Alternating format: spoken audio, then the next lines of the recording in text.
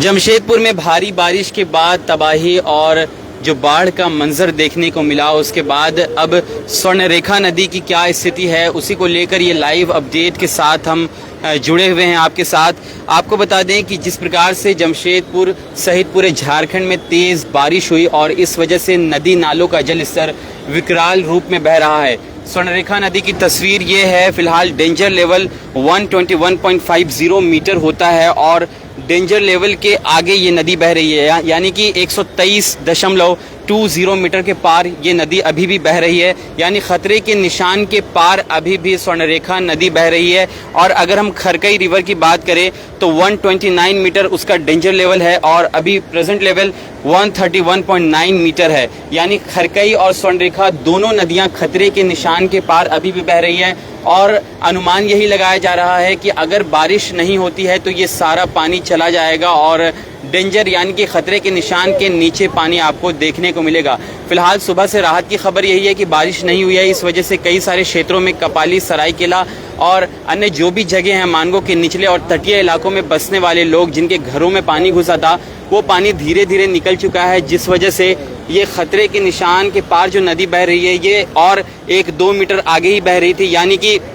अभी 123.20 मीटर खतरे के निशान के जो पार है नदी, वो 125 और 127 मीटर तक बह रही थी। ये 11 बजे की अपडेट, और अब जाकर ये नदी 121 मीटर जो खतरा का निशान है उसके मुताबिक 123 मीटर पर बह रही है। तो फिलहाल राहत की खबर यह है कि बारिश ना होने के कारण ये जलस्तर लगातार घट रहा है और संभावना यही जताई जा रही है कि बारिश नहीं होगी, लेकिन आसमान में अभी भी बादल छाए हुए हैं, जिस वजह से बारिश होने की संभावना भी एक तरफ है। वहीं प्रेडिक्शन जो कहता है मौसम विभाग के अनुसार हल्की फुल्की बूंदाबांदी बारिश हो सकती है। जिस तरह से लगातार 50 से 60 घंटे बारिश हुई थी और उसी का नतीजा था कि जमशेदपुर की दोनों बड़ी नदियां खरकई और स्वर्णरेखा अपने खतरे के निशान के पार पहुंची और जिस वजह से निचले और तटीय इलाकों में पानी घुसा और बाढ़ की स्थिति उत्पन्न हुई है। साथ ही साथ आपको बताएं कि आज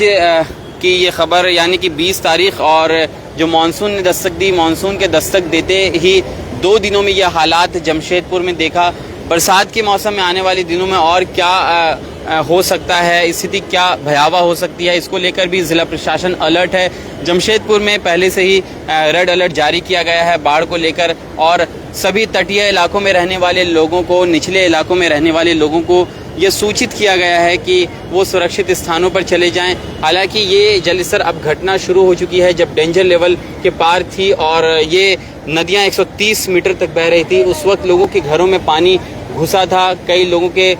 जान और माल का नुकसान भी हुआ है। कुमरुम बस्ती में एक व्यक्ति की मौत की भी सूचना आई थी, जिसकी खबर हमने आपको सुनाई थी। बाढ़ का पानी रोड पर जमा होने की वजह से उसमें डूबने से एक व्यक्ति की मौत भी हुई थी। तो ये एक कैजुअलिटी है जो जमशेदपुर के अंदर हुई है। या और जानवर वगैरह जो गाय, भैंस, ऐसे कई सारे जानवर हैं जिनकी तस्वीरें आपने देखी होंगी, उन बेजुबान जानवरों को भी नुकसान हुआ है, उनकी जान गई है। तो इस मानसून ने कहीं ना कहीं लोगों को प्रभावित भी किया है और सबसे ज़्यादा प्रभावित वो लोग हुए हैं जो निचले इलाकों में रहते हैं, क्योंकि वहाँ पर पानी ने अपना और बढ़ते जलस्तर ने अपना विकराल रूप दिखाया। चांडिल डैम के लगभग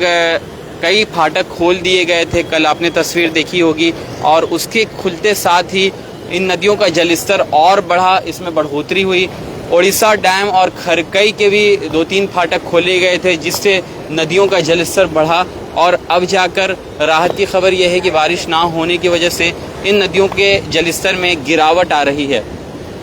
तो ये स्वर्णरेखा नदी की तस्वीर अगर आप इधर दिखाएंगे मेरे सहयोगी कैमरा पर्सन, तो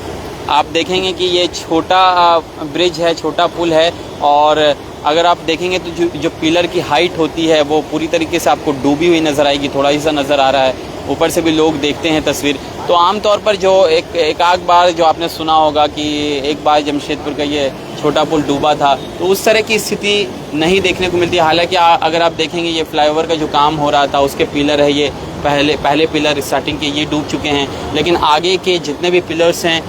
उन सभी के हाइट बहुत ज़्यादा हैं, अधिक हैं, जिस वजह से वो अभी भी हैं और डूबे नहीं हैं। लेकिन आगे अगर मानसून के बाद बरसात के मौसम में लगातार अगर बारिश होती है तो तो कुछ भी कहा नहीं जा सकता है, क्योंकि जलस्तर अपने अलग ही लेवल पर है और ख़तरे के निशान के बाद। हालांकि बारिश को रुके हुए 12 घंटे से ज़्यादा बीत चुके हैं, लेकिन उसके बावजूद भी ख़तरे के निशान के ऊपर बहना नदियों का अपने आप में एक डर भी है और सतर्कता बरतने की ज़रूरत भी है ऐसे लोगों को जो ऐसे क्षेत्रों में रहते हैं।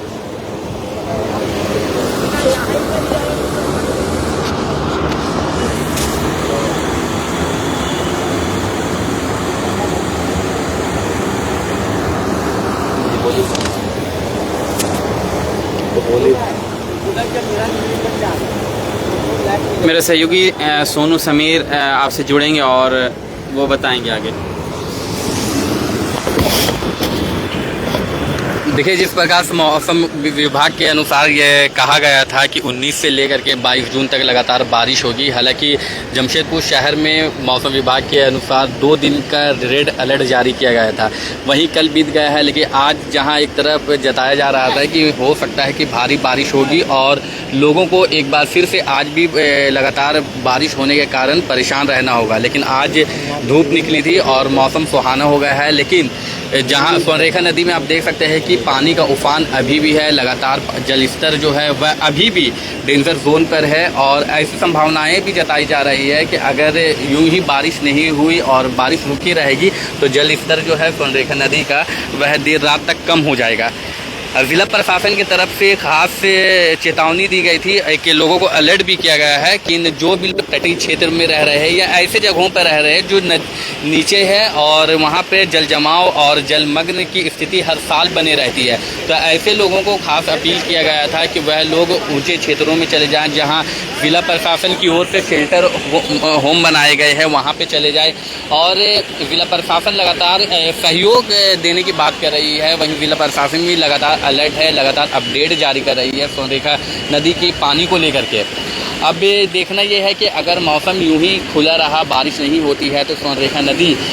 का जलस्तर है वह कम हो जाएगा और जो तटीय क्षेत्र में आसपास के जो लोग रह रहे हैं, जो देर रात भी इस भय में थे कि कहीं रात में कोई अप्रिय अनहोनी ना हो जाए, डैम चांडिल डैम का जो फाटक खोला गया है उसके वजह से उनका क्षेत्र जो है वह जलमग्न ना हो जाए, तो ऐसे में लोग एक डर के माहौल में रात भर रहे हैं। वहीं सुबह जब उन्होंने देखा कि हाँ बारिश रुक गई है तो उसके बाद उन्होंने राहत की सांस ली। अब लोग उनका जो जनजीवन जो अस्त व्यस्त हो गया था अब फिर से अपने सब मुख्य धारा पे आ रहा है, धीरे धीरे सब कुछ सामान्य हो रहा है। अब देखना ये है कि क्या अगर बारिश लगातार फिर से वैसे ही होती है, मौसम विभाग के अनुसार जिस प्रकार से कहा गया था कि 19 से 22 जून के बीच में लगातार बारिश होगी, तो अगर बारिश होती है लगातार तो फिर स्थिति काफ़ी भयावह हो जाएगी। जिस प्रकार से कल देखने को मिली थी, हमने भी लगातार आपको अपडेट दिया था, हम लगातार अपडेट कर रहे थे कि कपाली, मानगो और अन्य क्षेत्रों का जो हाल है वह क्या है। ऐसी स्थिति में लगातार हमारे पेज के माध्यम से आपको अपडेट मिलता रहेगा कि हाँ अभी स्थिति सामान्य है या फिर आगे जिला प्रशासन की तैयारियाँ क्या रहेगी, किस प्रकार से जिला प्रशासन लोगों को राहत मदद पहुंचाने में लगी हुई है। साथ ही बहुत सारे NGOs भी है जो अपने तरफ से एक कोशिश कर रहे हैं, प्रयास कर रहे हैं कि जो भी लोग बाढ़ से प्रभावित हुए हैं उनको किस प्रकार से आर्थिक मदद पहुंचाया जाए। तो ऐसे में ज़रूरी है कि आप जब एक ये नेचर का एक निज़ाम है कि जब भी ऐसी